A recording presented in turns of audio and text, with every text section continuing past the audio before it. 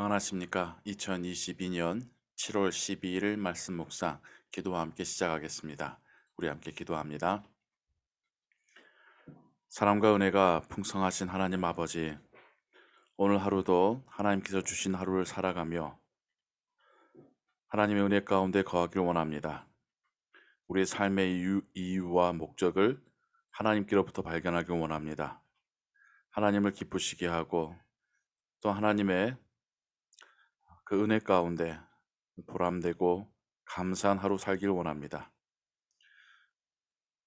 말씀과 기도의 시간을 갖사오니 우리 안에 살아계신 성령 하나님께서 우리로 그 말씀을 깨닫게 하시고 기도 가운데 하나님께서 주시는 소망을 내려 주옵소서.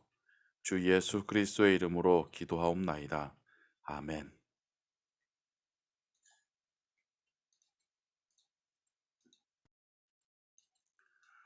오늘 읽으실 성경은 사도행전 15장과 16장입니다.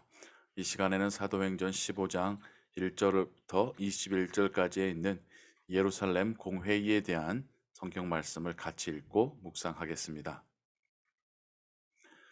어떤 사람들이 유대로부터 내려와서 형제들을 가르치되 너희가 모세의 법대로 할례를 받지 아니하면 능히 구원을 받지 못하리라 하니 바울 및 바나바와 그들 사이에 적지 아니한 다툼과 변론이 일어난지라.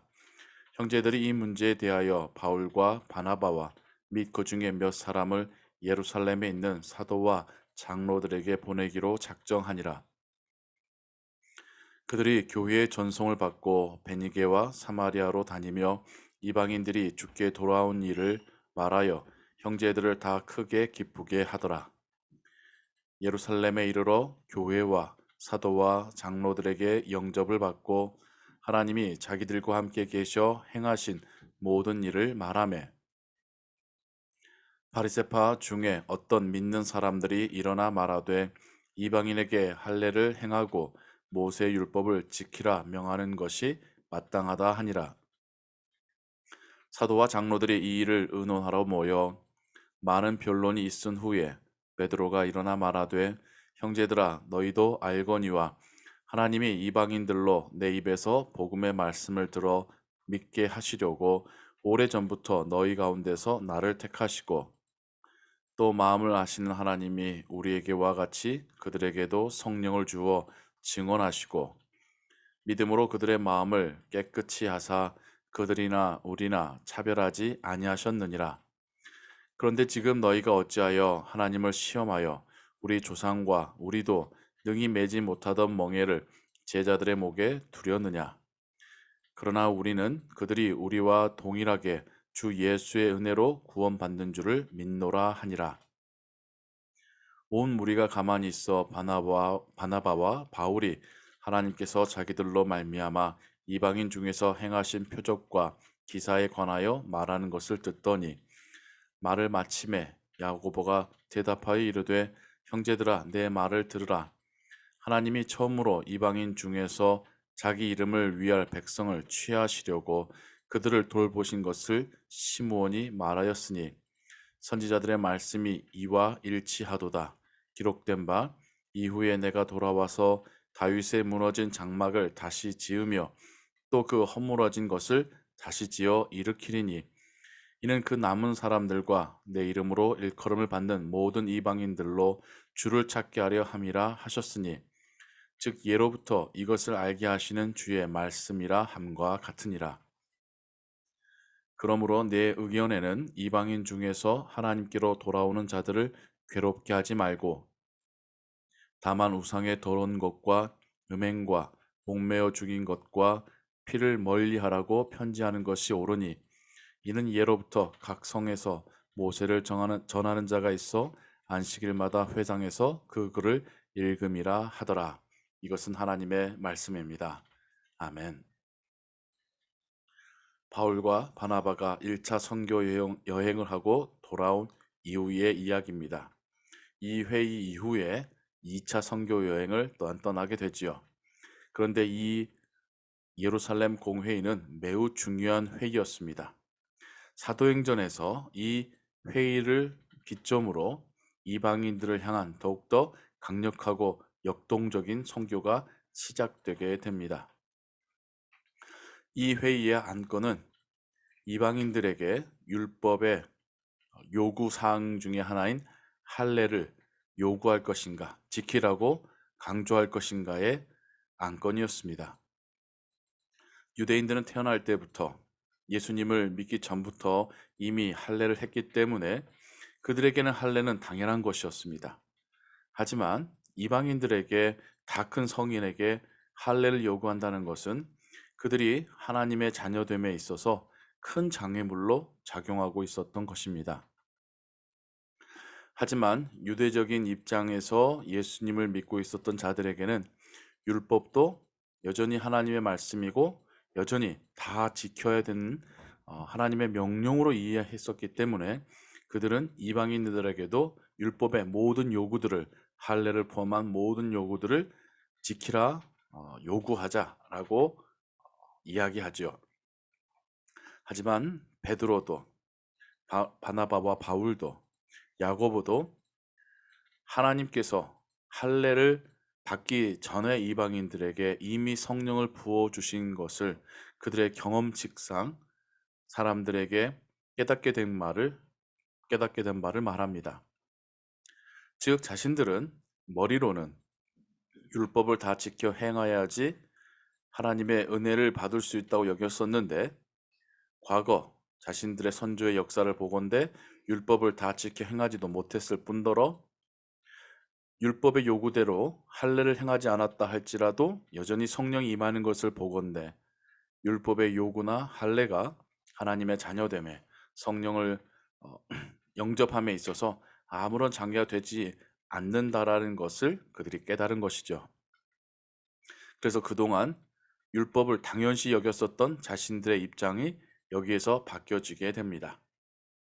율법이 덜 중요해서가 아니라 하나님이 율법보다 더 중요하시고 하나님이 그 모든 것의 주인이신데, 하나님께서 직접 할례에 대하여서 예수 그리스도를 구주로 영접하고 구원받음에 있어서 아무런 의미가 없다라는 것을 입증하셨기 때문에 하나님의 뜻을 따라서 율법에 대한 자신들의 입장을 바꾸게 된 것입니다. 이 점이 우리에게 중요한 바를 시사하고 있습니다. 우리도 모르게 우리가 그동안 가지고 있었던 교회의 전통과 역사, 혹은 교인이라면 당연히 이래야 된다라고 하는 어떤 스테레오타입의 어떤 선입견적인 생각이 있지는 않는지, 그것을 이제 예수님을 믿게 되는 자들에게 동일하게 요구하면서 교인이 되려면 이런 것들을 지켜야 된다라고 강요하거나 또한 우리가 보이지 않게 그들을 교육하고 있지 않는지를 돌아보아야 합니다. 교회보다 하나님 말씀이 더 높습니다. 더 크고 권위가 있습니다. 하나님 말씀보다 하나님께서 더 권위가 있으시고 크신 분이십니다. 교회가 성경의 뜻을 해석하거나 혹은 성경 하나님의 입장에 대해서 교회가 못을 받고 그것에 대해서 자신들이 틀리지 않는다라고 굳은 마음을 가진다면 그것이 자칫 오해나 또한 교만이 될 수 있고, 또 불필요한 것들을 새로 믿는 자들에게 강요하는 꼴이 될 수도 있다라는 것이죠. 항상 무엇보다도 하나님 말씀이 무엇인지, 하나님의 뜻이 무엇인지를 다시 돌아가서 생각해 볼 수 있는 그런 자세, 이것이 바로 개혁주의의 가장 중요한 정신이라고 할 수 있겠습니다.